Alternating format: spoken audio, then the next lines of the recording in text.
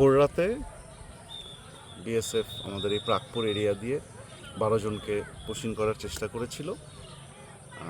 আপনারা যেহেতু জানেন এই সীমান্তে নদী আছে, তো নদী ক্রস করে আমাদের এপারে আসার জন্য যখন 12 জন চেষ্টা করেছিল, তখনই আমাদের বিজিবি সদস্যরা এবং স্থানীয় লোকজন মিলে তাদেরকে আটকায়।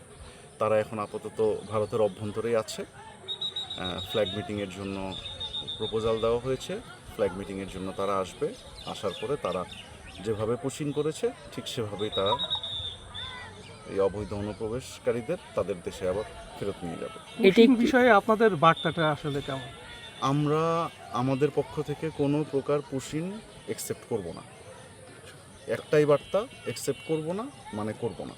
কুষ্টিয়ায় কি এটি প্রথম পুশিংয়ের? এই কুষ্টিয়ার সীমান্তে আপনি জানেন আমার দায়িত্বপূর্ণ এলাকা কুষ্টিয়া মেহেরপুর দুইটা জুড়েই। তো কুষ্টিয়ার সীমান্তে এবারই প্রথম। মেহেরপুরের সীমান্তে বেশ কয়েকবার অ্যাটেম্প নিয়েছে। এই 12 জনের কি কোনো পরিচয় সম্পর্কে কোনো কিছু জানার সুযোগ হয়েছে? এই 12 জনের পরিচয় সম্পর্কে কোনো প্রকার কোনো কিছু আমরা জানার চেষ্টাও করিনি। আমাদের কাছে এরা অবৈধ অনুপ্রবেশকারী এবং এদেরকে জোর করে আমাদের দেশে পুশিং করার চেষ্টা করা হয়েছে, এটাই এদের পরিচয়। ঠিক আছে, ঠিক আছে।